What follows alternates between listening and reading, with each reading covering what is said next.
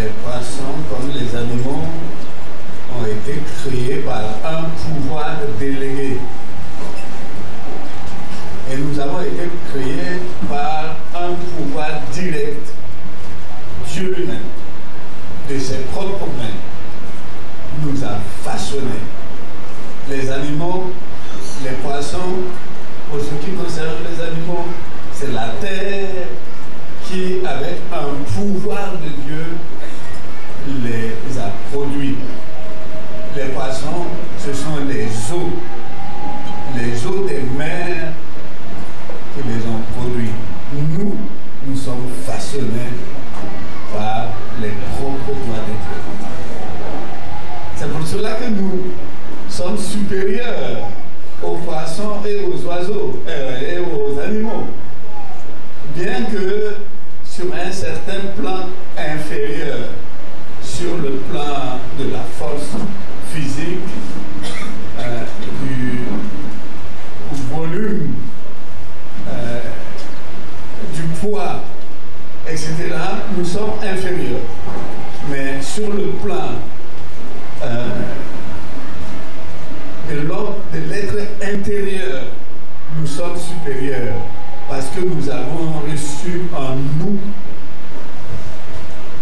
l'Esprit de Dieu directement, pas au travers d'une terre ou d'une mer. C'est Dieu lui-même qui a soufflé dans les narines de l'homme et lui a insufflé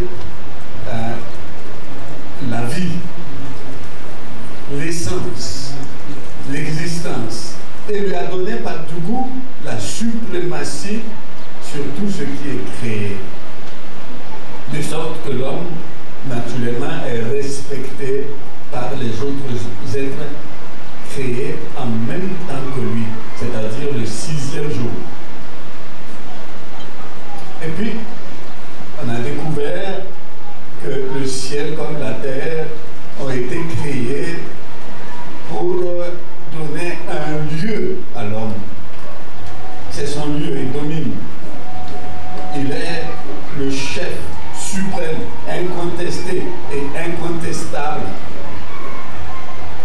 Mieux, Dieu lui a préparé une demeure spéciale, le jardin d'Éden. Les arbres ont été produits par la terre. Le jardin d'Éden a été planté par Dieu lui-même. Il n'est pas allé arracher les arbres que la terre a produits pour venir planter dans le jardin d'Éden. De ses propres mains, il les a créés et il a planté un jardin où il a placé l'homme qu'il a créé à son image.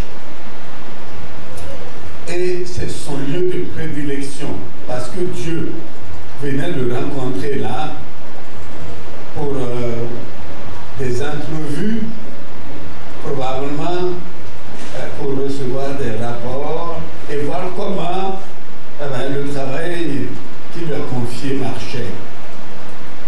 Et nous avons vu que malheureusement, il y a eu une chute, une rupture de relation entre l'homme et son créateur qu'il a créé à son image. Et cette rupture a conduit à l'exclusion de l'homme de son lieu de prédilection, c'est-à-dire du jardin d'Éden.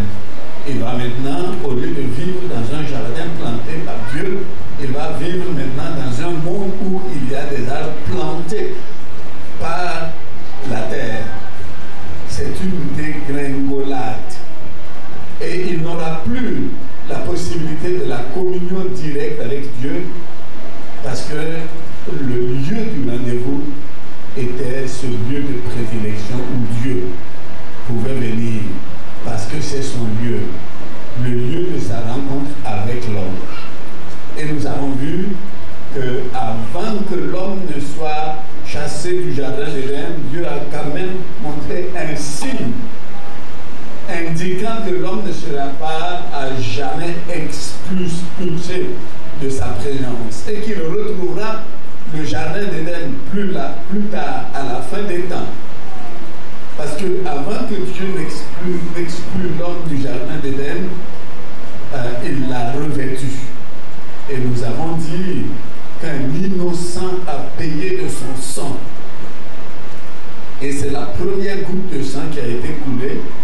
Et c'était pour qu'un innocent, probablement un agneau, si ce n'est pas le cas, c'est en tout cas un animal. Et moi, je soupçonne que c'est un agneau qui annonce l'agneau de Dieu, l'innocent qui va payer plus tard pour que l'homme soit couvert de sa nudité. Et ainsi, des chérubins ont été mis sur le chemin qui conduit au jardin d'Éden. Parce qu'il y a un autre arbre. Et si Adam et Ève, après la chute, mangeaient de ce fruit-là, eh bien, ils allaient vivre éternellement dans le péché. Et pour qu'ils ne vivent pas éternellement dans le péché, Dieu non seulement les a exclus du jardin d'Éden où il y a encore l'arbre de la vie, mais il a mis des chérubins avec des épées flamboyantes pour empêcher l'homme d'avoir accès à l'arbre de la vie. Tout cela n'est que démonstration de l'amour de Dieu pour la créature la plus parfaite, entre guillemets, qu'il ait créée. Parfaite, en ce sens qu'il ne perdra pas à jamais le contact avec son Créateur. Et nous avons dit que nous sommes donc des gestionnaires. Et on a surtout conclu en disant que nous sommes des trésoriers.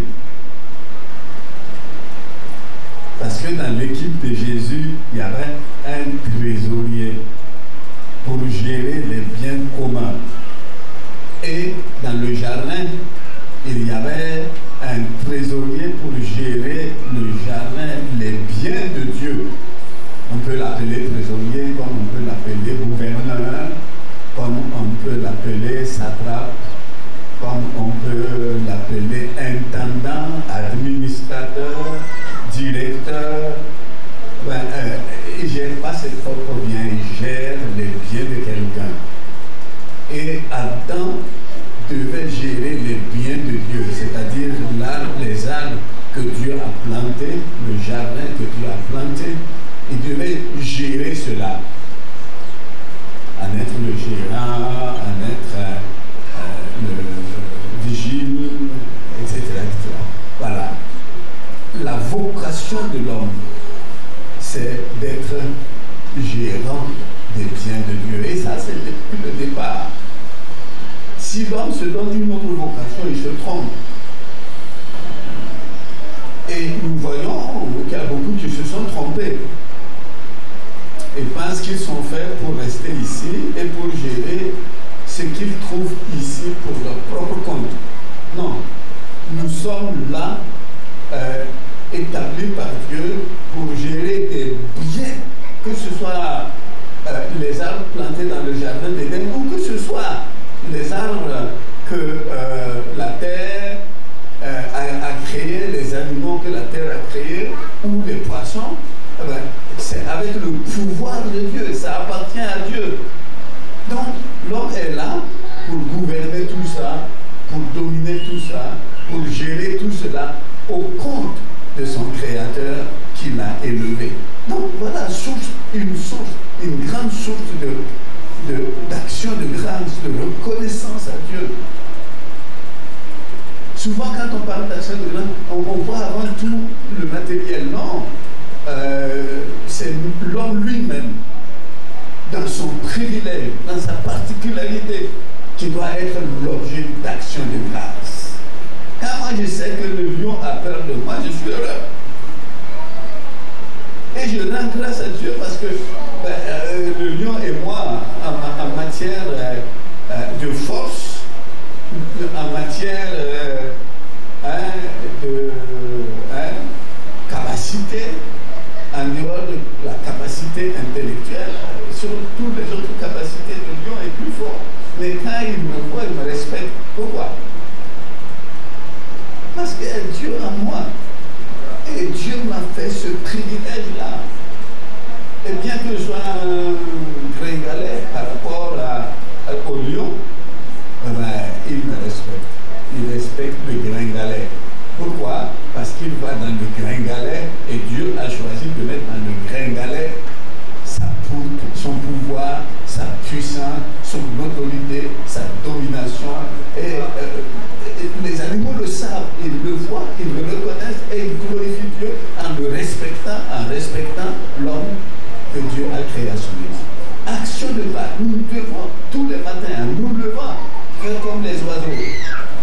C'est tous les oiseaux, c'est les oiseaux qui me réveillent chaque matin. Et quand je me réveille avant eux. Mais quand je fais j'ai un bon sommeil jusqu'à tard, à ma fenêtre, on dirait que Dieu a choisi quelques oiseaux pour venir chanter à ma fenêtre tous les matins. Et ils sont fidèles, hein? Ils ne ratent pas le rendez-vous. Et ils commencent à chanter. Et puis, bon, j'aimerais leur poser la question, pourquoi vous chantez? Et ils me diront, oh, on est merveilleux. Alors, et si les oiseaux disent qu'ils sont merveilleux, moi je dois dire que je suis quoi? Et puis, vous savez à quel moment ils chantent?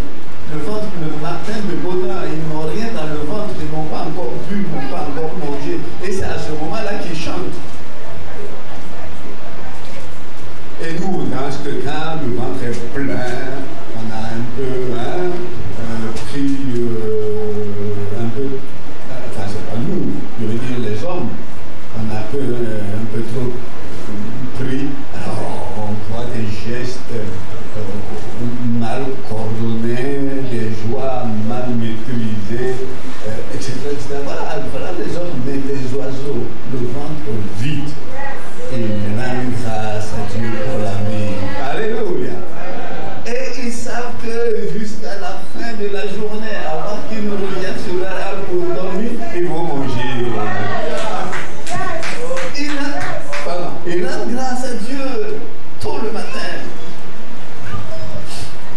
Oh, chaque matin, ces oiseaux-là m'enseignent.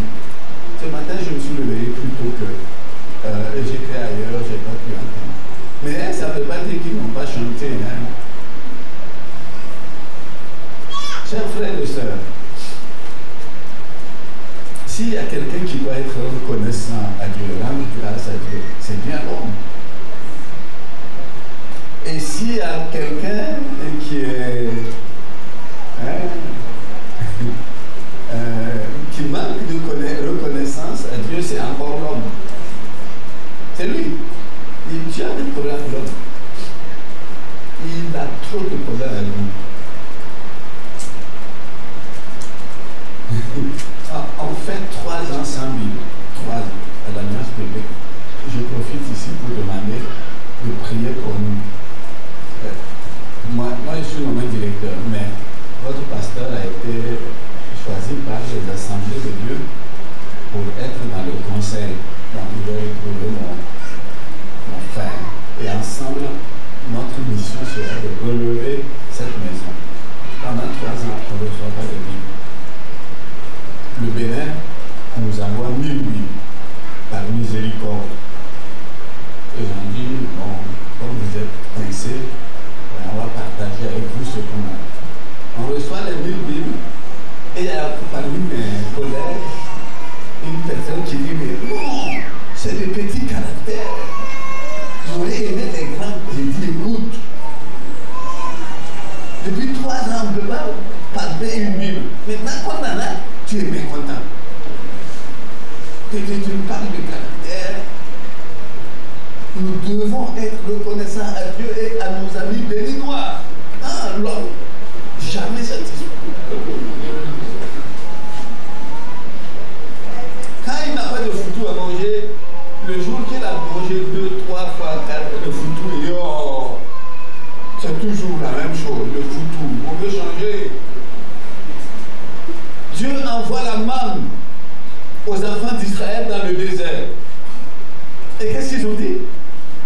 Nos âmes sont dégoûtées de cette misérable nourriture. Et pourtant, on dit que la manne là, ça va le goût du miel. Et vous savez que le miel est un élément complet. Vous pouvez vivre de miel sans autre chose. Bien sûr, de l'eau. Donc, si ça avait le goût du miel, ça veut dire que c'est un aliment complet qui pouvait nourrir l'homme pendant 40 ans sans qu'il n'ait de carence. Et que les femmes ne couchent pas des enfants, ne fassent pas des avortements ou des... Non, ça veut dire que dans ce que Dieu a envoyé du ciel, il y avait tout pour nourrir l'homme. Mais il dit, nos âmes, c'est pas nos bouches, même nos âmes sont dégoûtées de cette misérable nourriture. Ça c'est l'homme, mais il est compliqué, il est difficile de le satisfaire. Et puis, à cause de son importance, Dieu manifeste la patience envers lui. Il est trop cher à Dieu. Il est précieux pour Dieu. Et Dieu est patient envers lui. Vous savez ce que ça coûtait à Dieu, sa désobéissance? Ça a coûté à Dieu son fils unique. Moi, qu'on donne son fils unique, on ne donne pas ça pour n'importe qui. Ça veut dire qu'on a un seul fils, on n'en a pas plusieurs, il n'y a pas un choix à faire. Et le seul qu'on a, on donne pour l'homme. Et il n'est pas content. Non, il n'est pas content. Et il restera comme ça dans son imperfection jusqu'à ce qu'il rentre dans la perfection totale de Dieu. Non, revenons pour dire que nous sommes des trésoriers. Mais je voudrais élargir cela pour parler de gouverneur des biens de Dieu. Adam dans le jardin, et puis après sur la terre. Au départ, il gérait des arbres agréables à voir, de bon à manger, et après il va gérer des épines, l'image de sa désobéissance. Mais ces épines-là, c'est pas lui qui les a plantées, c'est Dieu, et il va les gérer autant bien que quand il gérait le jardin d'Éden. C'est une obligation. Et nous sommes donc des gouverneurs, des administrateurs, des gestionnaires, des dirigeants, des responsables, des directeurs, des régisseurs, des satrapes, des proconsuls. Enfin, on pourrait multiplier les mots utilisés ici et là selon le milieu de la gouvernance humaine. Et je voudrais ce matin vous prendre quelques exemples de gestion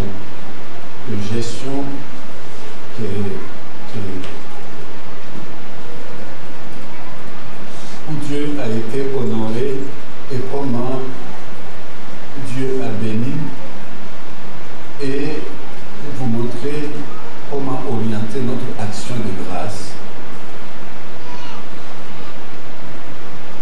Très souvent, quand on marche, on dit je marche, c'est moi qui marche, moi je marche.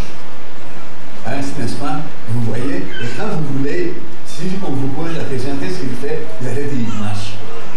Donc moi je suis convaincu, vous êtes convaincu que je marche. Et la Bible nous dit non, c'est faux. Quand un homme marche, c'est pas à lui de diriger ses pas. Tant qu'il ne marche pas, s'il ne dirige pas ses pas, tant qu'il ne marche pas. C'est Dieu qui le fait marcher. C'est Dieu qui le fait marcher.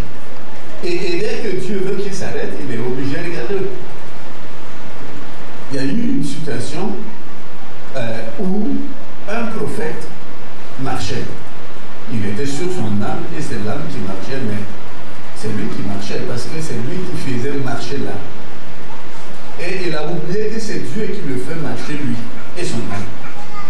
Et à un moment donné, l'âme l'âne ne voulait plus marcher. Parce que Dieu a dit à l'âne de s'arrêter.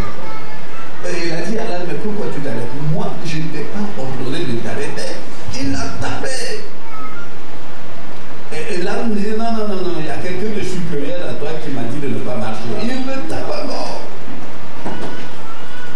Et dans sa méchanceté, il a maltraité tellement l'âne que l'âne a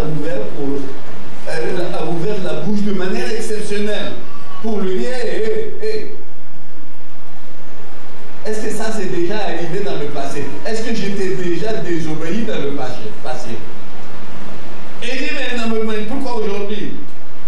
Et l'âne lui dit, aujourd'hui là, il y a quelqu'un plus grand que toi qui m'a dit de ne pas marcher. Voyez-vous, même le prophète ne comprend pas quand Dieu veut qu'il s'arrête. Et puis, pourtant, un jour, Dieu va nous dire, bon, voilà, suffisamment marché. Bien. Les médecins vont tous se mettre ensemble de spécialistes en spécialistes. On arrête de marcher. Et qu'on retrouve notre situation originelle, c'est-à-dire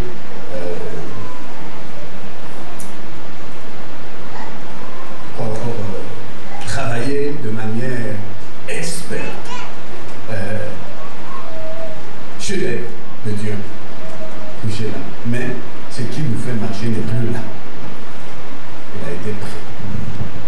Donc, si nous sommes là, c'est pas nous, avec notre volonté, avec nos capacités, avec notre vision, avec notre savoir-faire, nous sommes là voulus par quelqu'un et soumis à sa volonté.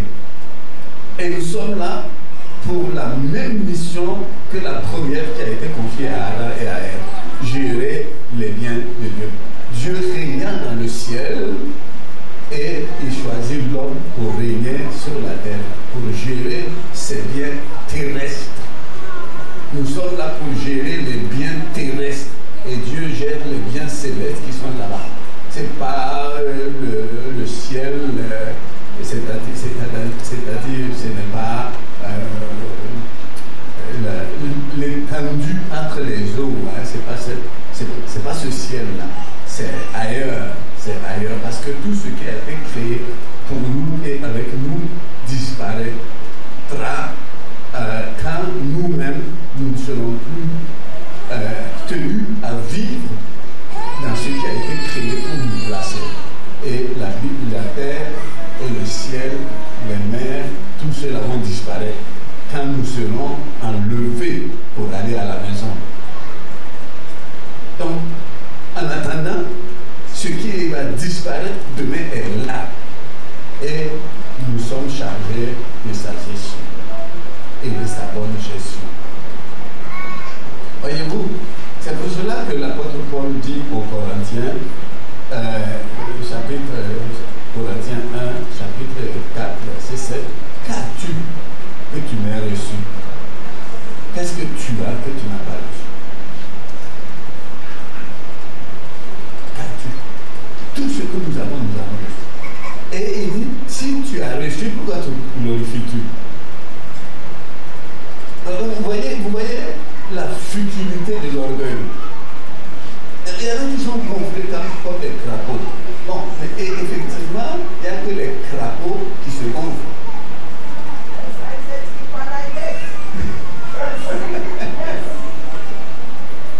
Mais quand on est gonflé de quoi? D'air. Et pas parce qu'on a avalé des choses solides, ça nous a gonflé, c'est de l'air. Et puis vous savez, hein, pour faire partir l'air, il suffit d'une petite pointe qui pèse votre pneu et qui arrive à la chambre à air. Maintenant qu'il y a même plus de chambre à air, il suffit que ça perce le pneu et puis l'air est parti, dégonflé. C'est une ignorance que de croire qu'on est quelque chose. On est rien, on est intelligent, on a reçu de Dieu. On est fort, on a reçu de Dieu. On a a vécu longtemps, on n'a rien qu'on ait reçu. Rien. Non, il n'y a pas à se glorifier. Il y a à rendre gloire à Dieu et à lui rendre grâce pour ce qu'on peut être. Effectivement, il y a des gens, moi quand j'étais étudiant, on avait quelqu'un qui nous venait de la RDC. Mais ce garçon est brillant, très brillant. Nous devions travailler pour apprendre le grec, l'hébreu, pour faire la théologie. Lui, il va en classe, il s'assoit, il écoute et ça lui suffit pour faire après ses devoirs. Nous, on devait travailler.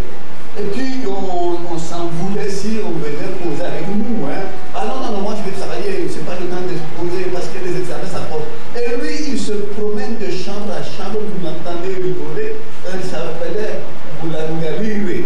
Et quand on entend rigoler, on dit c'est encore Boulangarire. Et il venait nous déranger parce qu'il voulait poser. Nous, on voulait travailler. Mais quand les examens arrivent, il est devant nous. Il y a des gens comme ça, on dirait que quand on parle, il enregistre et après, c'est tellement enregistré qu'il n'a pas... Oh, est-ce qu'il devait se glorifier? Non, il a reçu ça. Peut-être que nous, on avait autre chose que lui, il n'avait pas. Bon, je ne sais pas comment il a réussi dans le ministère, mais le fait d'être ainsi intelligent ne vous garantit pas le succès dans la vie, le succès dans le ministère, etc., etc. Vous voyez des gens qui ont été très intelligents, mais dans la vie, ils n'ont pas réussi. Bref. Donc, as-tu que tu n'as reçu? Et si on a reçu quelque chose, ben, c'est à Dieu qu'on doit rendre gloire.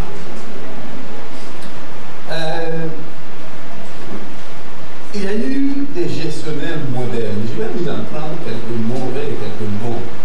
Mais commençons par les bons. Et qui ont géré les biens des autres. Et qui ont compris que le bien des autres qu'ils géraient, les biens des autres qu'ils géraient,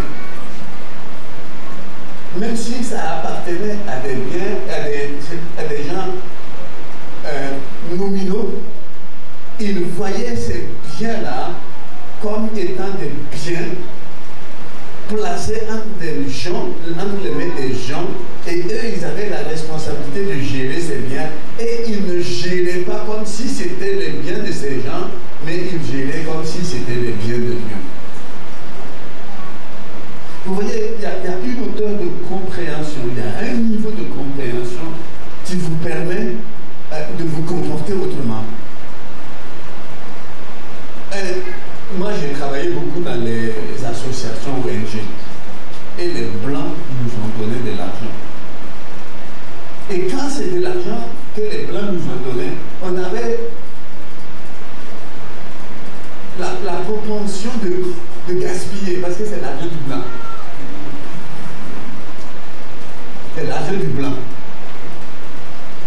Et on est sans miséricorde avec l'argent du Blanc. On se le partage, on l'utilise de manière éhontée. C'est l'argent du Blanc.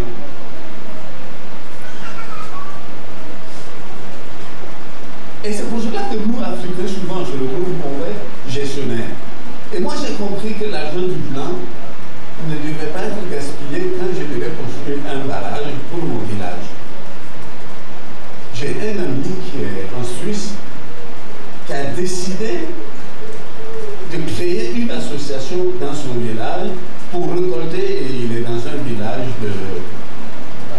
d'hommes et de femmes riches. Donc, créer une association pour récolter de l'argent pour aider mon village. Nous avons fait l'école publique ensemble. Et de temps en temps, je suis reparti dans son village, et à chaque fois que je suis là-bas, ils organisent des récoltes de fonds. Et souvent, ils font ce qu'on appelle, comment on appelle ça ici, dîner gala.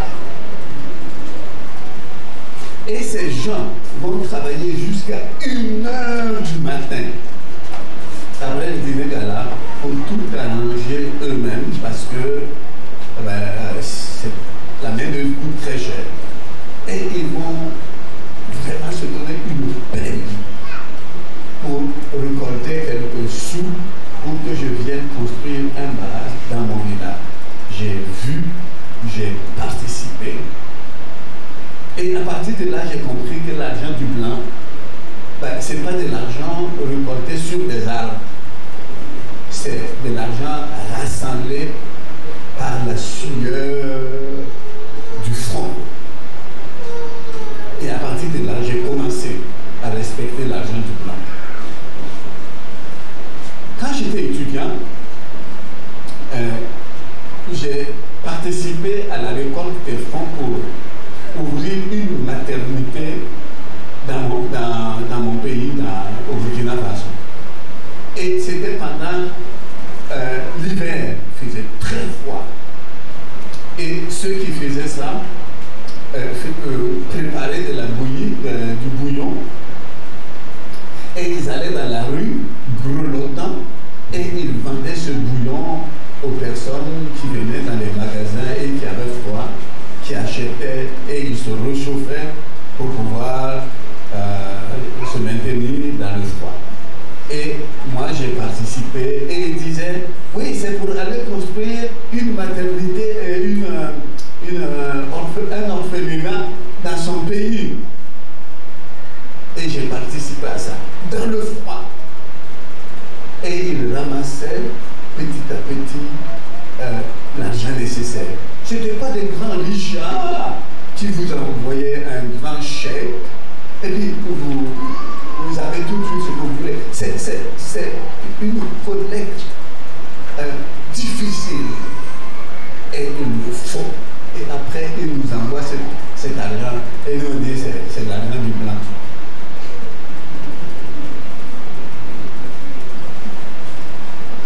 Chers frères et sœurs, quelle que soit la provenance de l'argent, nous, chrétiens, nous savons que ça appartient à Dieu. Et que nous ne pouvons pas jouer avec les biens qui nous sont confiés en gestion. Voyez-vous, Joseph est un cas d'école. Il arrive en Égypte, vous connaissez la manière par laquelle il est arrivé en Égypte. Question de jalousie. Et il va passer par un puits. Le puits était sec, nous dit la parole de Dieu. Mais est-ce que le puits était sec avant qu'il ne soit jeté, ou est-ce que Dieu a desséché le puits tout juste avant qu'il ne soit jeté? On ne le saura jamais. Mais ce n'est pas important. Toujours est-il qu'il est ressorti de ce puits et son puits a été négocié avec les Ismaélites.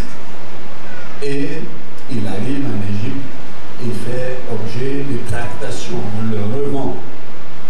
Et un officier l'achète et le met dans sa maison.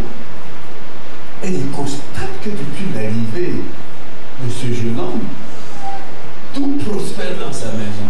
Genèse 39. Et au verset 5, il est dit que l'Éternel bénit la maison de l'Égyptien à cause de Joseph. Et la bénédiction de l'Éternel fut sur tout ce qui lui appartenait, soit à la maison, soit au champ.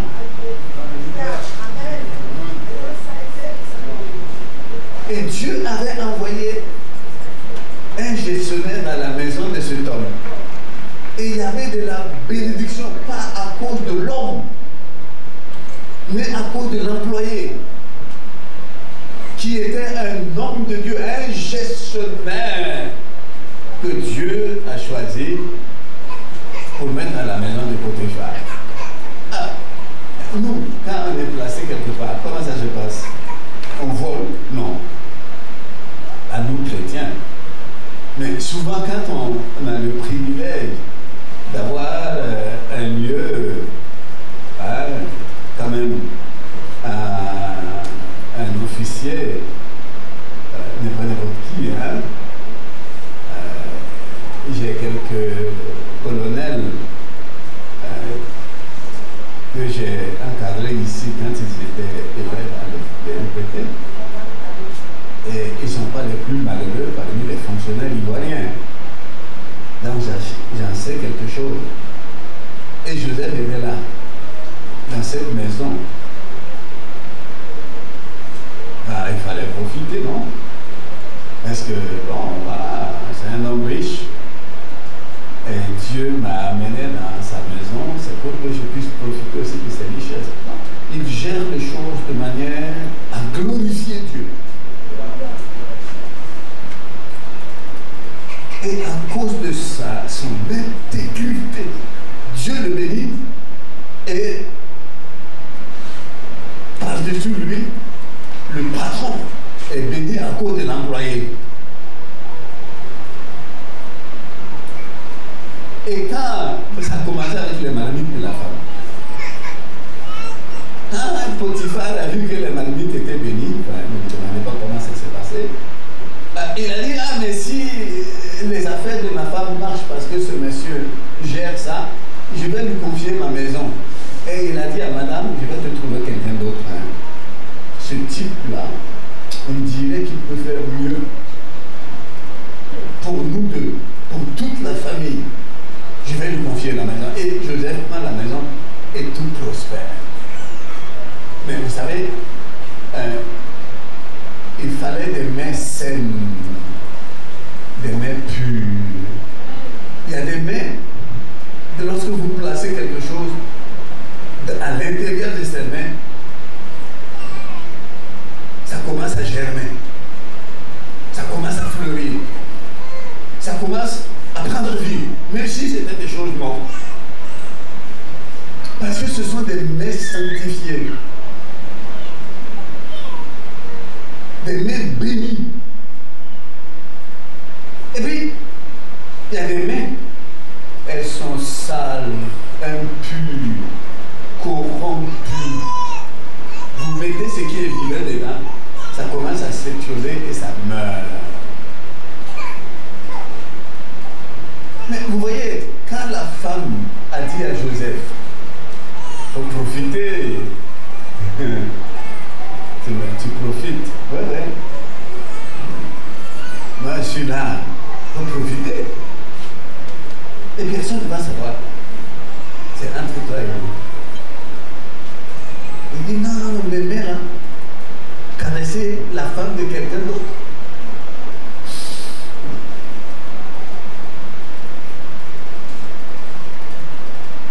Elles sont précieuses. Alléluia. Pour que je les prenne et puis caresser. Mais alors, à partir de là, tout va s'étioler à l'intérieur de ma main. Il dit non, madame.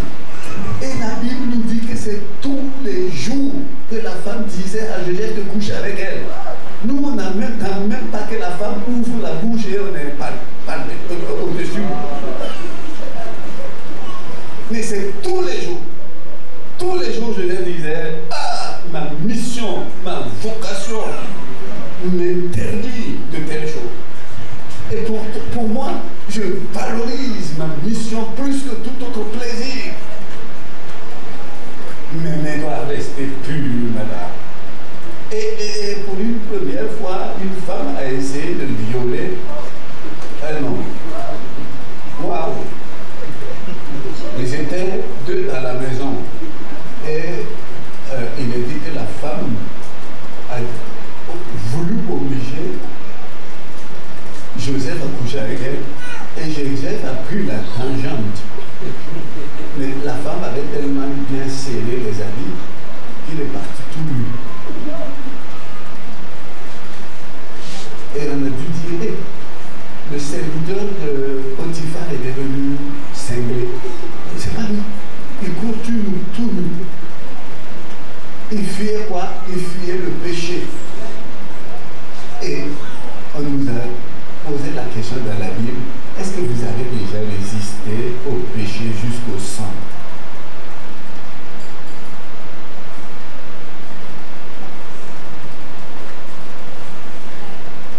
Bon, des hommes comme ça, ce sont les vrais hommes de Dieu.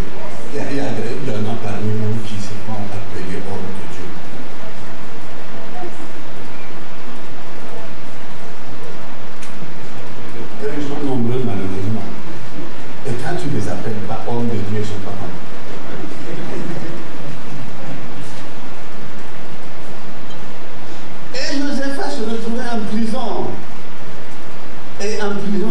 pourquoi tu es venu ici? Hey, parce que je n'ai pas voulu coucher avec une femme. Ah non? Tu es impuissant alors. Et puis non. Vous vous imaginez la moquerie qu'on a eue pour lui en prison? Elle n'était pas belle, mais toute beauté. Mais non, tu es impuissant. Non, non, non. Nous aussi, on est des hommes. Et Joseph dit, moi, je ne suis pas un homme comme vous. Tout en étant homme comme vous, je ne me comporte pas comme vous. Parce que j'ai une vocation. Moi, je suis un gestionnaire et je voudrais être un gestionnaire fidèle. J'ai une dignité, non seulement à défendre, mais je voudrais donner toute gloire à celui qui est la dignité des dignités. Mes chers frères et sœurs, non. Il y en a qui disent, on ne peut pas résister. Qui a dit?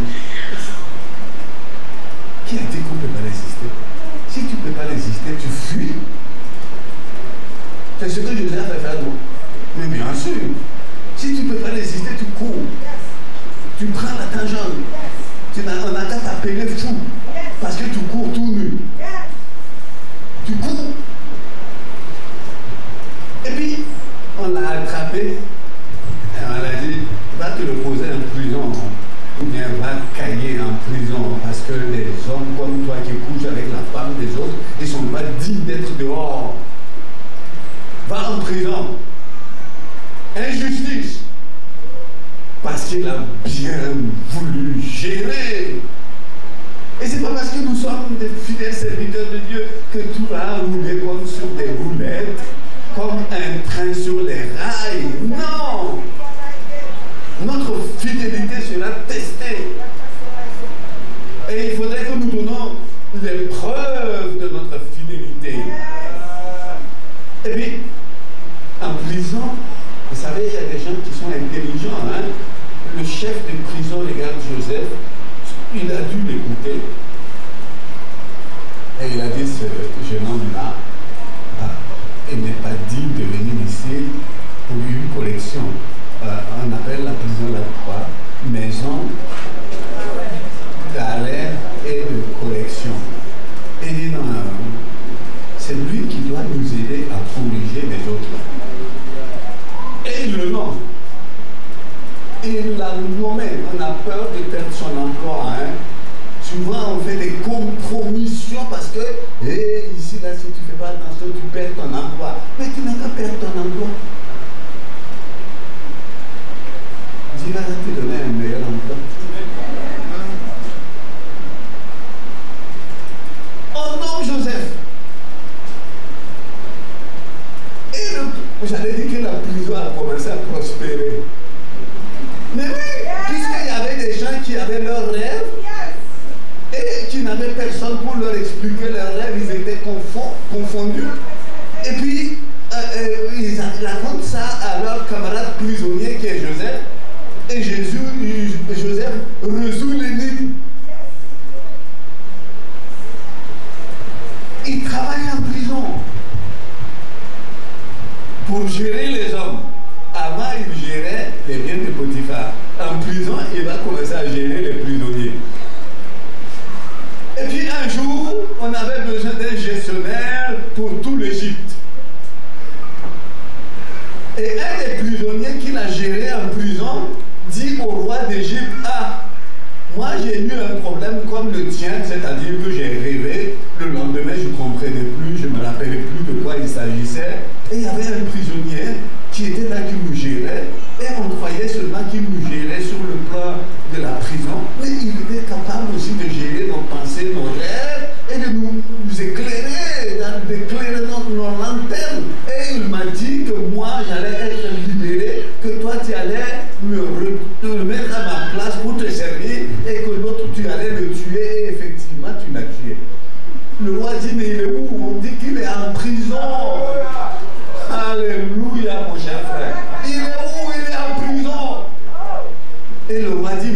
type comme ça, il devait être dehors. Faites-le venir. Rapidement, on a rasé Joseph, on a enlevé ses habits de prisonnier, on l'a revêtu et on l'a conduit devant le roi d'Égypte. Et dit, je donne un rêve. Et j'ai oublié. Et pourtant, c'est important. Même deux. Et on m'a dit que toi, tu gères ces genres de choses. Et le roi, parce que je suis en contact avec Dieu. Oh, c'est beau, mes chers frères. Je suis en contact avec un Dieu qui lit les pensées des hommes, qui sait ce qui se passe dans la couche des hommes. Et c'est ce Dieu qui me révèle ce qui se passe chez ceux que je gère. Voilà ce qui s'est passé, mon roi. Maintenant, tu as voulu que je gère ton rêve. Je vais te montrer comment il faut que tu gères ton pays. Trouve un homme sage et intelligent. Tu vas gérer ton pays. Et le roi dit, c'est toi. Et il dit, c'est toi. Mais vous savez que Joseph était un berger. Et les Égyptiens n'ont pas de relation avec les bergers. On les a mis à opposants parce qu'ils étaient des bergers. Et Joseph, vous avez vu quand ses frères sont venus, les Égyptiens ne mangeaient pas avec eux, bien qu'il soit le premier ministre. Ils avaient horreur des bergers. Rien ne prédisposait Joseph à occuper ce rang en Égypte. Rien. Tout était contraire. Et non seulement il était berger, mais c'est un esclave vendu et les Égyptiens ne considèrent pas les esclaves. Mais quand Dieu est avec vous, qui sera contre vous?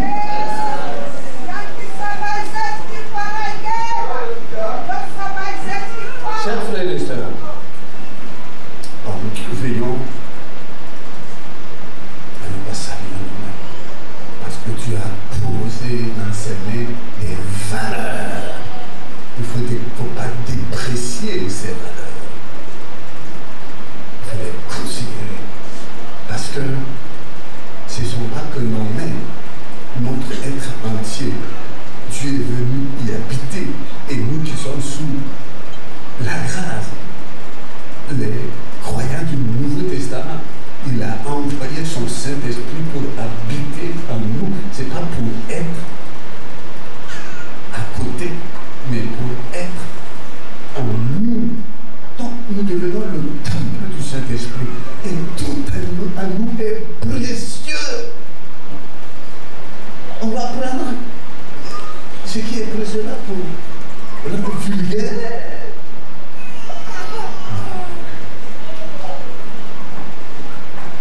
Chers frères et sœurs, vous savez,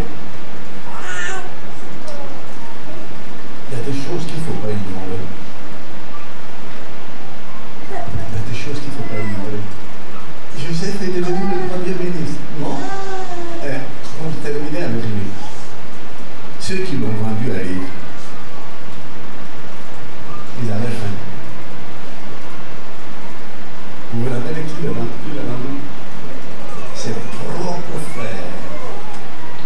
Ils sont de même mère, mais pas de même père. Et souvent ça pose problème en Afrique aussi. On dit nous sommes de la même famille. Quand tu arrives dans la famille, on dit vous avez dit qu'on est de la même famille, mais on n'est pas de la même mère.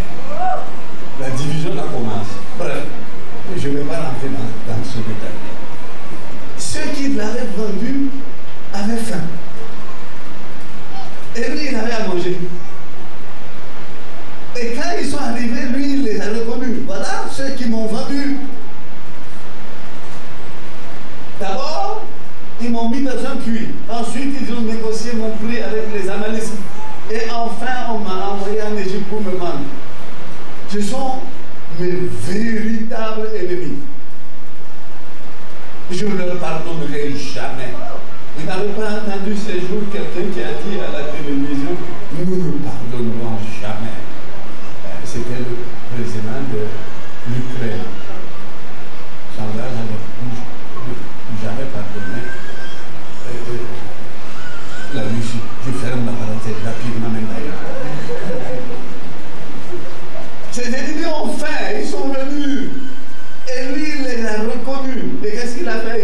reçu chez lui.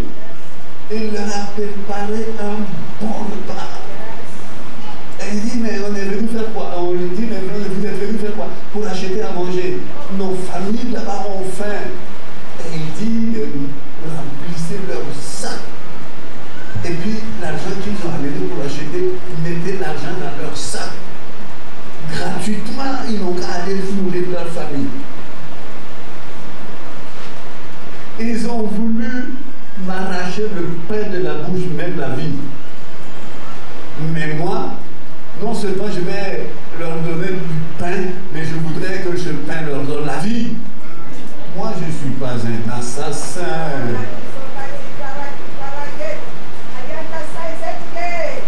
Chers frères et sœurs, si vos ennemis ont faim, donnez-leur à manger. Ce matin encore, en réfléchissant à la chose, j'ai pensé à tous mes ennemis. J'avais quelques-uns, hein. J'avais quelques-uns aussi de moi. Et ils ne sont pas loin. C'est mes proches. Et il dit, Seigneur, vraiment, c'est un problème. Parce que ce que je leur ai fait et ce qu'ils m'ont fait là, vraiment. Et Jésus m'a dit, mais ce que Jésus a fait, et ceux à qui il a fait du bien, qui l'ont fait, est-ce que c'est pire, est-ce que c'est moins que ce que les frères là sont en train de te faire? Il dit, ah non. Il dit, alors, tu es son disciple. Il dit, oui. Donc, il faut prier pour ceux qui te font du mal. Mais parce que tu ne pries pas assez pour eux, que j'ai laissé te faire du mal, pour que tu pries pour eux. Et puis, il ne faut surtout pas méditer le mal pour eux. On a parlé de Judas. Vous savez que Judas est allé dans le séjour des morts avant Jésus. Et pendant les 3 jours, Jésus est allé au séjour des morts pour annoncer la bonne nouvelle du salut. Je n'ai rien dit, hein. Mais si Judas est intelligent, il va faire quoi? Il sera le premier converti dans le séjour des morts. Et il fera partie de ceux, des captifs que Jésus a ramenés en ressuscitant. Maintenant, s'il n'est pas intelligent. Mais je fais encore rapidement cette parenthèse parce qu'il y a des gens qui disent que tous les hommes soient sauvés, quel que soit ce qu'ils font. Moi, je ne suis pas de cette mouvance. Mais, chers frères et sœurs, l'amour de Dieu de loin surpasse ce qu'on peut dire un cœur humain. Nous, on ne comprend pas l'amour de Dieu, on la comprend dans son infime partie. Imaginons qu'on arrive au ciel, on voit qui? Le brigand. Bon, lui, il est déjà là-bas, et probablement, ça risque d'être lui qui va nous accueillir tous. Parce que aussi les Burkinabés, et moi aussi, le premier arrivé, c'est le chef. Ça, c'est chez les Mossi, hein? Je ne sais pas comment c'est chez les autres tribus. Le premier, c'est le chef. Même s'il est le plus minable. Donc, comme c'est le brigand qui a été le premier à entrer au ciel, si c'est dans la loi des Mossi, il est le chef. Donc, notre chef au ciel va être un brigand. Mais heureusement, ça ne va pas être le royaume de Mossi. Mais si on arrive là-bas et il y a le brigand qui est là, moi je vais chercher à le connaître. Hein. Si vous n'êtes pas curieux comme moi, ça vous regarde. Mais j'aimerais quand même savoir qui est le premier à rentrer au ciel. Quand je vais arriver, je vais chercher à le voir. Mais si en plus, je vois Judas là-bas, je dis, mais tu es allé te prendre, non? Et il dit, oui, mais Jésus est venu au séjour des morts. Et quand il est venu là-bas,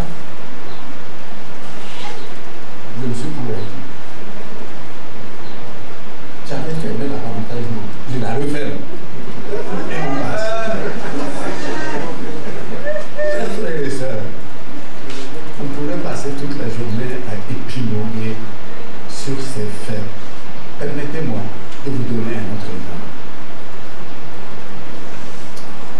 Daniel. Lui aussi, il était esclave dans un pays étranger où il a été amené captif. Et ils étaient une trentaine de jeunes venus d'Israël. Et on n'a pas choisi les mineurs, on a choisi les meilleurs, parmi les meilleurs. Et ils arrivent dans ce pays étranger, à Babylone. On les met à l'école pour qu'ils apprennent la sagesse du pays et ils sortent les meilleurs, les majeurs. Et bien qu'étrangers, ils vont être nommés et Daniel était sur le point d'être nommé le chef de tous les gouverneurs, satrapes, là-bas on les appelait les satrapes. Et puis, les autres ont piqué une jalousie. Et ils ont dit, il faut qu'on attrape cet homme-là, il faut qu'on l'arrête. Sinon, il va être notre chef. Et ils ont cherché tous les voies et moyens de trouver quelque chose dont ils peuvent accuser Daniel. Ils fouillent dans sa gestion. Mais c'était un bon gestionnaire. Vous savez, les auditeurs, quand ils viennent auditionner, ils ne regardent pas ce qui est bon. Ils cherchent toujours la petite bête. C'est comme ça que font les auditeurs. Donc, ils ont cherché la petite bête dans la vie et dans la gestion de Daniel, rien. Ils ont dit, on n'a pas trouvé quelque chose dans sa foi. Parce que cet homme-là, mais il croit qu'il est plus religieux que nous. Mais il parle d'un Dieu invisible. Nous, on a des dieux visibles.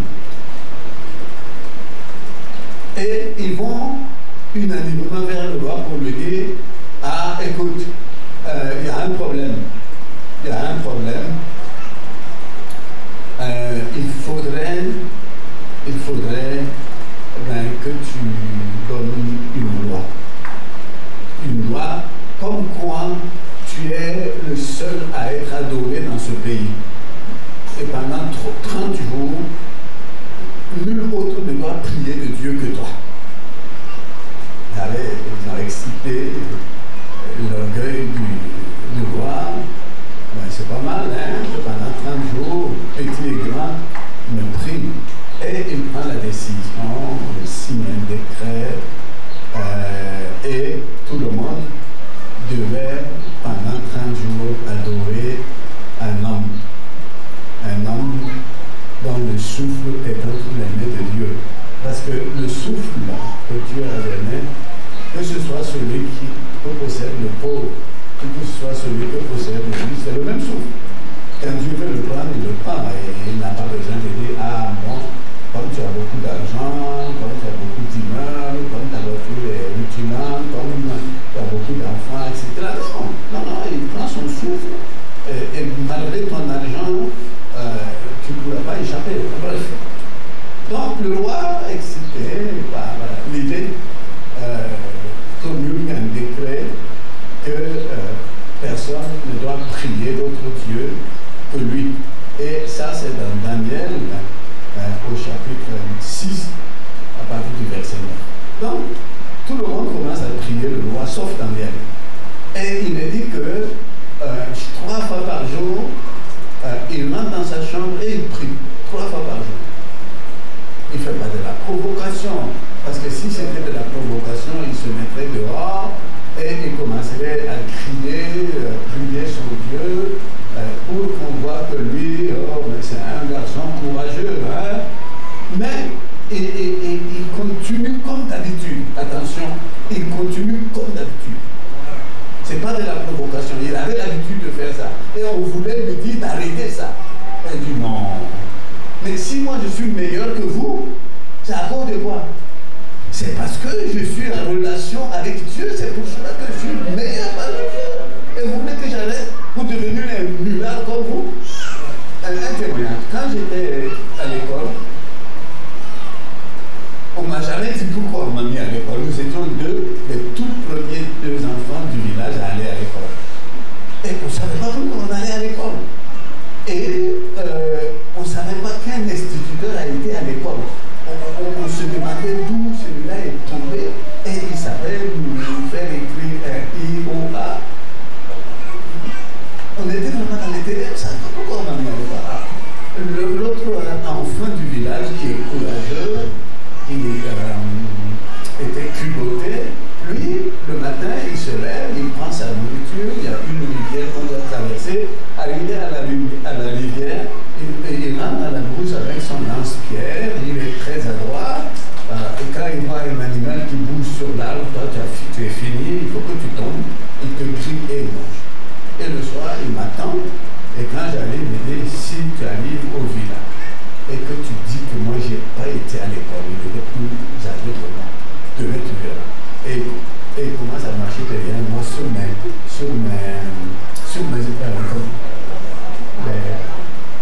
mes larmes, merci. Et je vais pleurer depuis la rivière jusqu'au village. Et quand on arrive au village, tu essuies tes larmes, et rapidement je les essuie, et dis, si tu annonces que moi j'ai pas été à l'école, demain c'est sur le pied. Et j'ai compris. Donc j'ai appris. Il n'a pas terminé le CP1. Et puis moi, je voulais aussi quitter l'école. Et mon père, qui n'avait rien compris, est allé voir un féticheur. Il dit, j'ai mon enfant à l'école, mais il n'étudie pas bien. Et le féticheur lui a dit, de venir me dire, de prendre le nom de tous ceux qui sont devant moi, il va les rendre plus nuls que moi. Et moi, je serai le premier des nuls.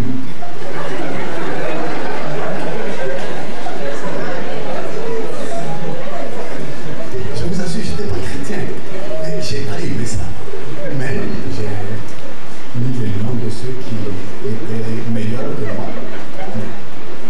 Et ils n'étaient pas meilleurs parce qu'ils étaient meilleurs, ils étaient meilleurs parce qu'ils étudiaient. Et moi, comme je voulais me faire renvoyer, ben, je n'étudiais pas. Comme ça, le maître qui va dire, rentre à la maison, et je vais aller dire à papa, c'est le maître qui a dit de venir, hein, c'est pas moi qui décide. Mais voilà l'idée. Faire en sorte que le plus nul devienne le premier des nullards. Donc, Daniel a dit, non, moi, je suis le meilleur parce que j'ai une relation. Et ce n'est pas à cause de moi. C'est lui qui me donne l'intelligence, les capacités, la sagesse. C'est lui, c'est grâce à lui que je suis le meilleur. Et vous voulez que moi je devienne un nul? Non. Je vais continuer à prier ce Dieu, quel que soit le prix. Et il a continué à prier ce Dieu. Donc on est allé dire au roi, vous voyez, hein? Et en plus un esclave, il ne vous respecte pas, il vous insulte, il vous ignore. Il dit que vous n'êtes pas Dieu, et pourtant vous êtes Dieu. Il dit que lui, il a un Dieu plus grand que vous. Mais ce type-là, il faut lui rendre son compte. Hein. Et le chef, le roi, le fait appeler. Il dit, Daniel, paraît-il que tu ne me pries pas? Et Daniel, non, Darius, vraiment, moi je priais à notre Dieu, déjà, avant qu'on ne m'amène comme captif ici. Et depuis que je suis là, c'est lui que je prie. Et c'est celui qui a créé le ciel et la terre. Je ne peux pas changer. Non, c'est plus fort que moi. Quel que soit ce qui peut m'arriver, il reste central pour moi. Et on dit à Daniel, ah, il y a un problème, hein? Parce que ceux qui ne prient pas le roi, ils vont être l'alimentation des lions. Donc, il faut que tu décides. Ou bien, accepter que tu sois donné au lion pour être mangé, ou bien que tu pries le roi et dis non,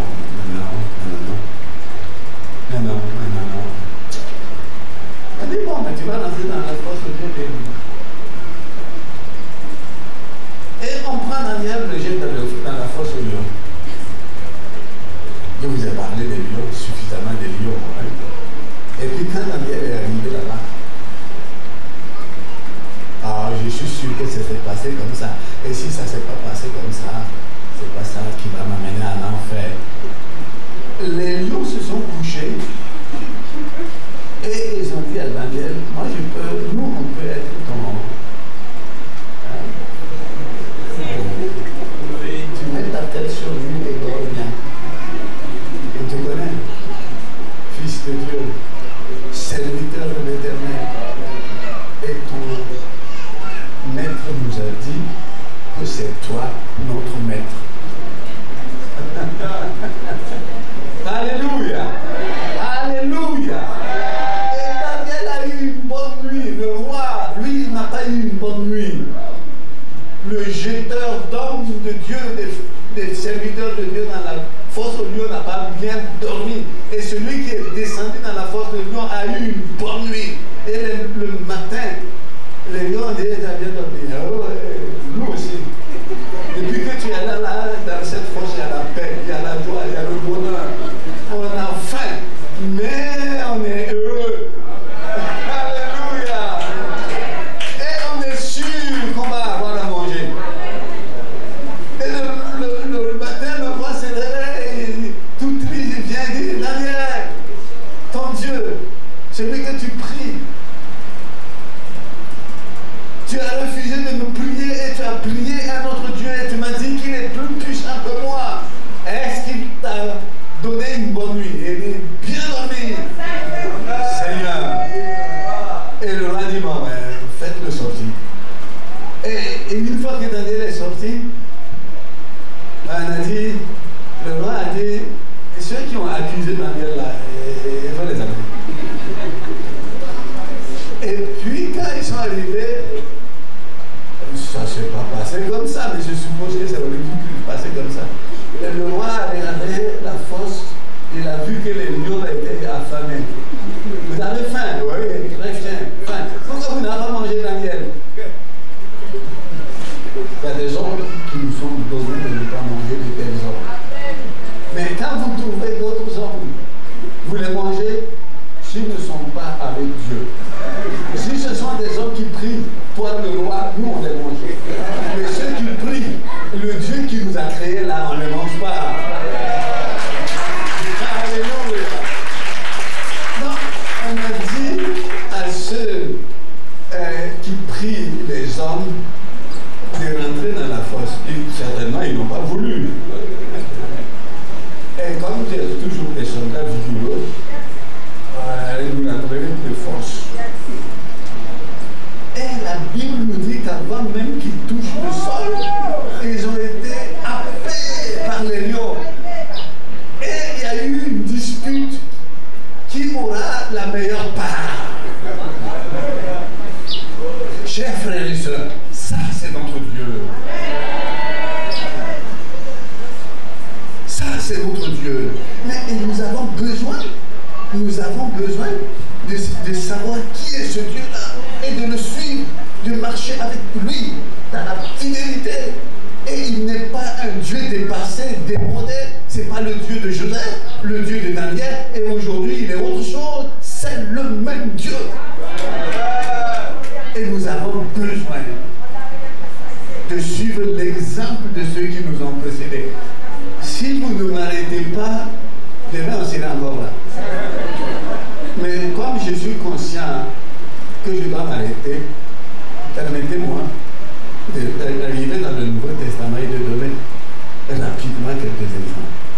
Ça, c'était l'Ancien Testament. Dans le Nouveau Testament, chers frères et chères sœurs, on arrive dans le Nouveau Testament et qui on découvre? Notre fameux Judas, le premier trésorier du Nouveau Testament, l'honorable gouverneur de l'équipe. Et un jour, Jésus était invité à Béthanie.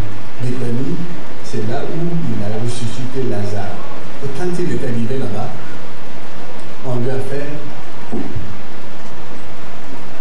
une grande grande réception. Parce que quand vous avez votre frère, cousin, neveu ressuscité quand même, celui qui a fait ça quand il arrive, il faut faire une fête. Donc ils étaient en train de faire une fête pour Jésus. Quand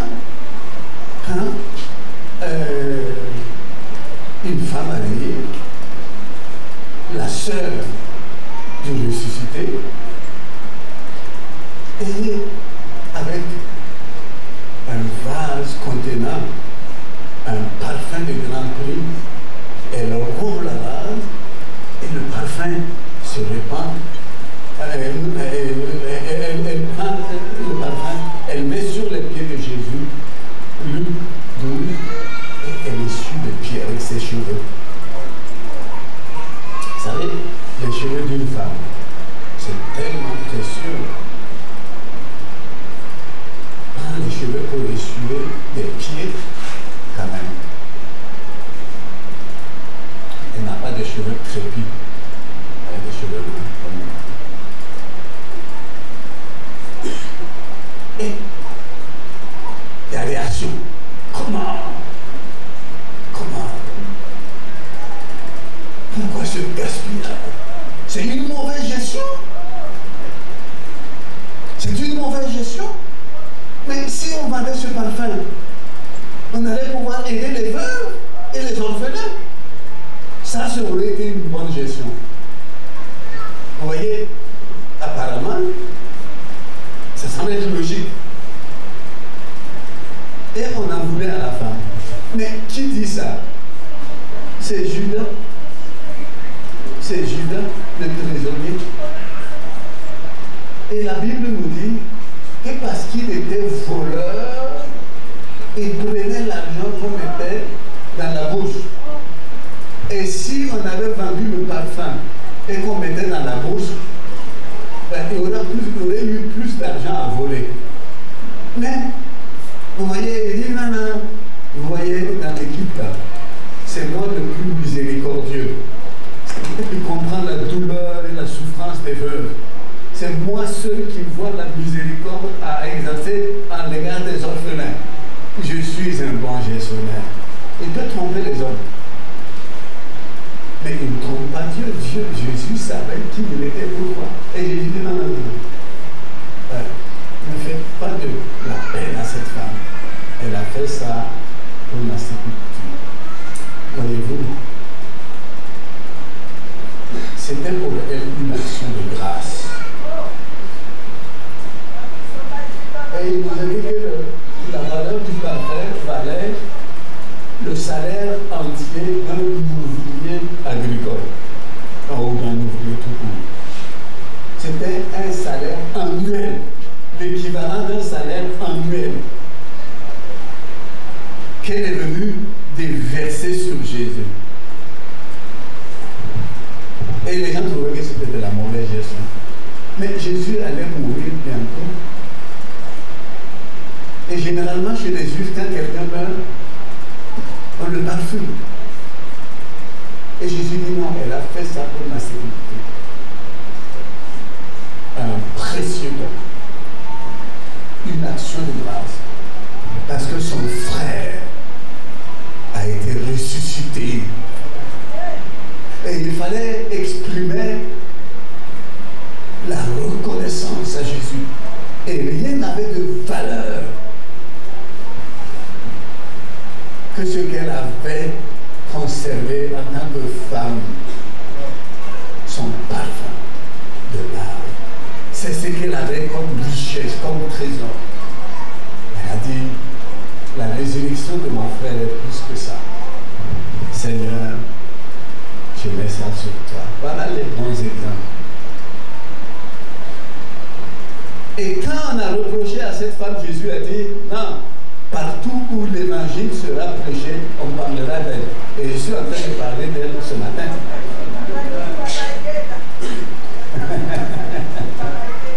Chers frères et sœurs, moi j'étais au Bénin. Alors je vais vous raconter une bêtise. J'espère que ça va vous édifier. On fait venir un monsieur d'Afrique, habillé en blanc, en haut, et qui dit qu'il a eu du succès. Dieu l'a élevé. Il nous prêche la bonne parole. Et après, il nous dit, est-ce que vous avez déjà été béni? Je vais vous dire comment être béni. Un jour, j'ai donné 100 000 francs à Dieu. Et à cause de ces 100 000 francs, Dieu m'a élevé. Et je suis allé en Amérique. Et j'ai réussi. Applaudissements de tonnerre. Sauf moi. 100 000 francs, on a acheté la bénédiction. Et il dit, qui veut être béni ce matin? Alors, donnez 100 000 francs à Dieu. Est-ce que vous avez déjà fait un don de 100 000 francs à Dieu? Non. Mais c'est l'opportunité de donner 100 000 francs à Dieu. Mais comme vous n'avez pas prévu de venir avec 100 000 francs, écrivez sur un papier avec votre numéro de téléphone. Après, on va vous téléphoner pour venir chercher l'argent où vous êtes. Donc, tout le monde cherchait des bouts de papier et ceux qui ont trouvé n'avaient pas de pic et on se passait des pics pour écrire 100 000 francs avec le numéro de téléphone. Et quand le calme semblait être revenu, il dit c'est fini, ouais. Alors, vous allez commencer à monter. Dieu va commencer à vous lever ce matin. Vous venez. Ah, il y avait 2 escaliers comme ça. Quand tu arrives avec ton bout de papier, il dit monte. Première élévation. Le premier escalier. Encore. Deuxième escalier. Deuxième élévation. Continuez. Troisième élévation. Donc, tous ceux qui avaient un bout de papier avec la promesse de 100 000 francs ont été élevés à la chair et devant Dieu. Et puis nous autres, qui pensions que nous sommes déjà élevés et qu'on n'a pas besoin de donner 100 000 francs pour être élevés, nous on était assis, les autres étaient élevés.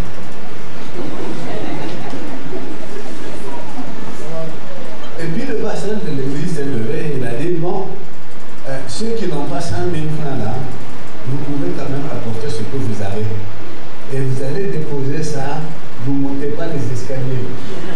Vous restez en bas et vous déposez ça sur l'escalier.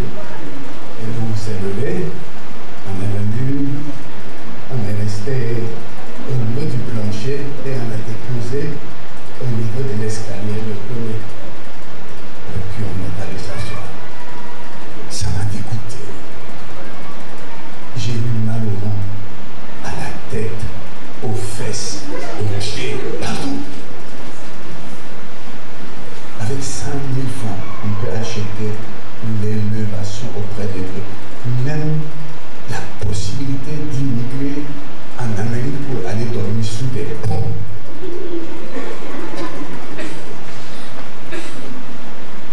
C'est pas ça. C'est pas ça. L'action de grâce. On n'achète rien auprès de Dieu. Vous qui avez soif, venez aux eaux sans argent. Sans argent. La grâce est gratuite. Mais on commence à vendre dans l'église les bénédictions, 100 000 francs. Une bénédiction. Je vous ai raconté ça, non? Je vais chez ma soeur avant de venir ici pour dire au revoir à ma soeur. Je vois une belle route tracée dans la forêt, dans la broussaille, dans la savane. Et la personne qui aurait pu faire ça, c'est mon neveu, c'est-à-dire le fils à ma soeur. Il travaille à la base, c'est lui qui a de l'argent, c'est lui qui peut faire ça. Il dit, mais c'est qui a fait ça? Parce que si c'était Benjamin, mon neveu, il allait m'en parler. Il dit, ah, c'est un pasteur qui est là-bas. Il dit, un pasteur? Oui. J'ai dit, mais depuis quand il est là? Non, il est venu il n'y a pas longtemps, hein. Mais tous les jours, il y a des grandes voitures qui vont là-bas. J'ai dit, ils vont faire quoi? C'est pour des prières. Il dit, ah bon, il prie pour les gens. Oui. Là-bas, il y a prière de 5 000, de 10 000, de 15 000 et de 20 000. En fonction de ton problème, il te taxe. Tu payes et il prie. Et comme les gens, comme il y a des grandes personnes qui viennent avec des grandes voitures, ils ne voulaient pas que les gens roulent sur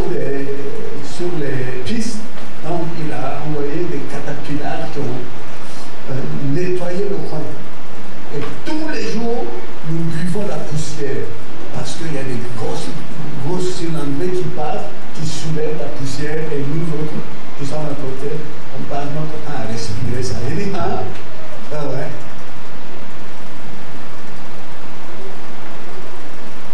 Voilà, l'action de grâce. Vous voulez aller en Amérique, 100 000 francs.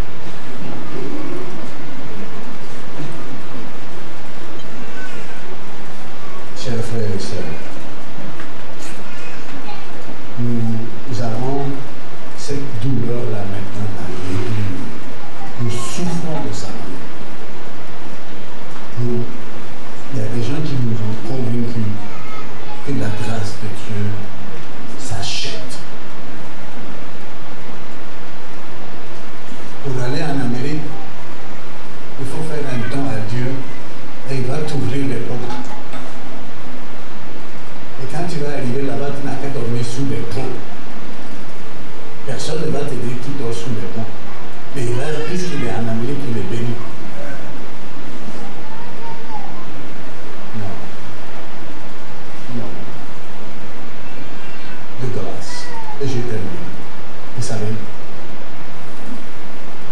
il y a un homme que j'achète, il était riche. C'était un expert en collecte de fonds et en vol. Il savait bien collecter les fonds et il partageait les fonds. Il y a ce qui rentre dans la caisse de l'État, il y a ce qui rentre dans sa caisse. Et un jour, je suis passé par là. Et cet homme voulait voir Jésus, il a tellement entendu parler de lui. Il était intrigué par cet homme. Il voulait le voir. Et on nous dit qu'il est de petite taille. Il monte sur un sycomore. Généralement, les gens de ce niveau ne montent pas sur des arbres comme un enfant. Mais c'est dire la soif qu'il avait de voir Jésus. Et bien tout d'un coup, arrivé sous cet arbre, Jésus s'arrête. Ses disciples s'arrêtent. La foule s'arrête. Tout s'arrête dans le royaume de Dieu. Il lève les yeux. Tout le monde lève les yeux pour regarder ce qu'il regardait. Un voleur. Un voleur. Quand les gens l'ont vu, ils ont su que c'est Zaché et il n'était pas inconnu. Pas à cause de la politique, non. À cause de ce qu'il est un voleur. Et Jésus lui dit, Zaché, descends, je vais aller à la maison avec toi pour manger la nourriture que tu vas me préparer avec l'argent du vol.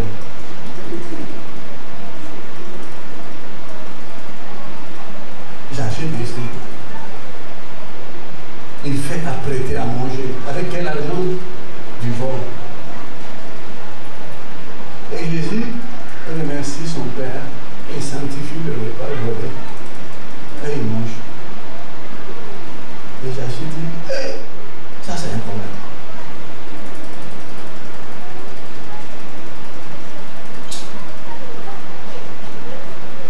Moi je vais arrêter de voler. Quand je regarde cet homme, il est venu pour les malades. J'avais entendu parler de lui, maintenant, je le vois. Il est puissant. Il est fort. Comment a-t-il su que j'étais sur l'arbre? Personne ne lui a dit. C'est quand il a levé les yeux que j'ai vu que tout le monde levait les yeux. Donc il ne savait pas. Comment il a su? Et puis c'est chez moi voleur qui choisit de venir. C'est pour me dire quelque chose. Qu'est-ce qu'il veut me dire? D'arrêter de voler. Et dire Seigneur, à partir d'aujourd'hui, tout ce que j'ai volé là, je vais rendre. Il n'y a pas eu de grande prédication, les voleurs ne rentreront pas dans le ciel, tous les voleurs des sycomores sont maudits. Non, non, non, non, non, non. Il y avait une ambiance, il y avait une force, il y avait une force de création, de transformation, de régénération. Et chercher à ressentir cela. Il dit, c'est fini, je n'avais pas décidé, mais c'est décidé. Immédiatement maintenant, j'arrête. Et il dit, je rends tout ce que j'ai volé. Et après avoir rendu tout ce que j'ai volé, le reste, j'ai distribué, je prends une partie pour te donner aux pauvres. Je veux être un bon gestionnaire de Dieu. Et Jésus lui dit, le salut est rentré dans sa vie. Voyez-vous, on peut avoir un passé beaucoup sale, corrompu. Mais il faut changer. Et ce matin, il y a un message qui insistait pendant que notre frère dirigeait, qui parlait de repentance. Vous savez, Judas sera perdu définitivement s'il ne se répand pas après que Jésus-Christ soit allé au séjour des morts. Mais nous n'aurons pas le privilège de Judas, parce que quand on va mourir, il n'y a plus de séjour de mort. Enfin, c'est pour cela qu'on a inventé le purgatoire. Mais nous, on n'ira pas au séjour des morts. Une fois qu'on est mort, il n'y a plus de repentance, la possibilité de repentance. Judas l'avait, nous non. C'est maintenant qu'il faut se repentir. Pour devenir un bon gestionnaire, n'amassez pas des trésors sur la terre. Luc 2. Luc 12. N'amassez pas des trésors sur la terre où la terre et la rouille va détruire. Soyez de bons gestionnaires. Nous, on n'a rien à donner à Dieu. Qu'est-ce qu'on peut lui donner? La vie, c'est lui, c'est à lui. On va lui donner quoi? Ce qu'on a acquis, c'est grâce à lui. On est planteur. Mais c'est qui a planté les arbres? Nous, on a appris ça de qui? Avec quelle force? Est-ce qu'on a inventé un arbre? Maintenant, les arbres qu'on est en train d'inventer là, est-ce que ça ne crée pas des problèmes? Les OGM et tout ça. On est en train de dire, non, il faut revenir au bio. Parce que ce qui n'est pas bio là, ça détruit. Et on a toutes sortes de vilaines maladies. Parce qu'on a dit ce que tu as fait là, c'est pas bon. On va améliorer ça. Depuis quand? Ce ne sont pas les hommes qui ont créé les arbres, c'est la terre qui a produit les hommes, les arbres. Qu'est-ce qu'on va donner à Dieu? Rien. Tout ce qu'on a, c'est à lui. Nous ne sommes que des gestionnaires. C'est à nous de savoir. Mais il m'a donné ceci, il m'a donné cela. C'est pour faire croire, Seigneur, comment je dois gérer ça? Donc là, on donne, il ne faut pas aller croire que oui, avec ça, je vais émouvoir Dieu, il va m'ouvrir les portes de un visa, ou bien quoi, une carte, loterie, je ne sais pas quoi, pour aller en Amérique, oui, Dieu, donc voilà, j'ai un petit 100 000 francs, si j'arrive là-bas, je vais ajouter un peu, et tu seras content. Il ne faut pas prêter à Dieu nos sentiments humains teintés de péché, de pourriture. Dieu est trop saint. David dit à Dieu, je vais te construire une maison. Dieu dit à David, non, tu ne me construiras pas une maison. C'est moi qui va te construire une maison. Qu'est-ce que nous pouvons donner à Dieu? On lui remet ce qu'il a mis entre nos mains. Et on lui dit, mais merci d'avoir mis ça entre mes mains. Et quand j'ai vu qu'il y avait un besoin ici et un besoin là, et que ton Saint-Esprit qui est en moi m'a dit que dans ce que tu m'as donné là, de donner, eh bien, je te donne et merci de m'avoir donné l'intelligence de pouvoir te donner, de ne pas être égoïste, de ne pas amasser pour moi-même un trésor sur la terre, Mais ce que tu m'as donné, c'est pour que je construise mon royaume, ma maison là-bas chez toi. Et quand je vais arriver là-bas, je n'ai pas à me glorifier en disant, ah, quand j'étais sur la terre, hein, oh, ouais, j'ai renvoyé mon argent pour construire une maison là-bas au ciel pour moi. Quel argent? Dieu veut nous bénir. Et quand il nous bénit, il veut que nous prenions l'objet de sa bénédiction pour nous construire une maison. Quand on va arriver là-bas, on va dire non, c'est pas à moi, c'est encore toi. C'est toujours lui. Et il restera toujours le même. Quand vous donnez, il ne faut pas s'attendre à ce que tu dis, bon, c'est pas mal, hein? Ben, c'est pas mal.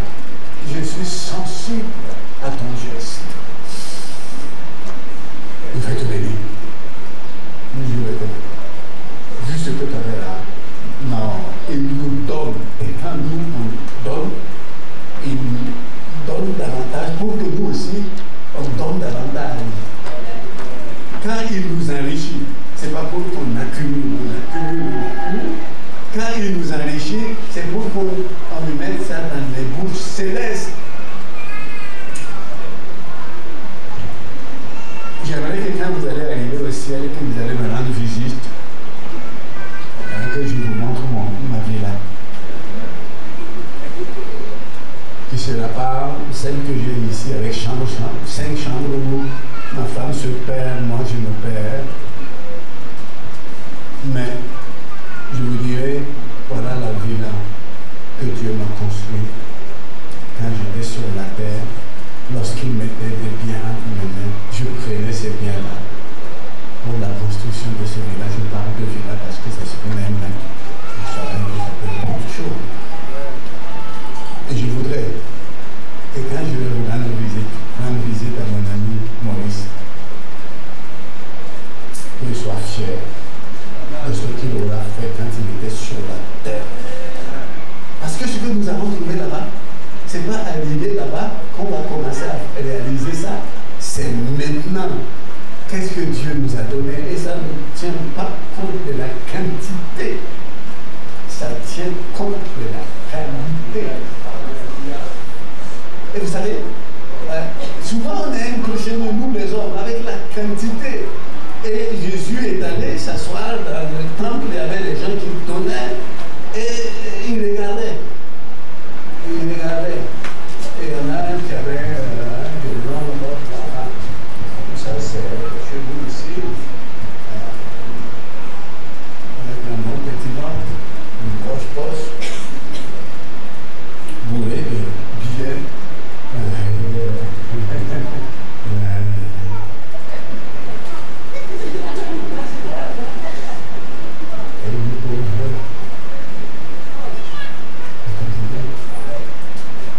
Avec ce qu'on avait dans la main, humblement.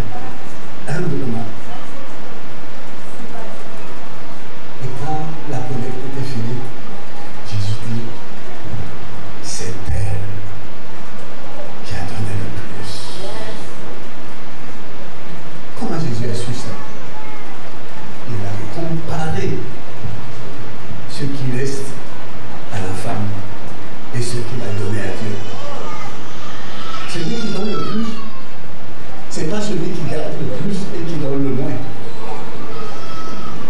C'est proportionnellement à ce que tu as, combien tu as donné et combien qui te reste. Que Dieu nous bénisse pleinement pour qu'on soit des bons Jésus. Et qu'en faisant l'action de grâce, on ne pense pas à Amérique, on ne pense pas à Europe, on pense au royaume de Dieu. Mets ton trésor là-bas, car là où est ton trésor, là aussi sera ton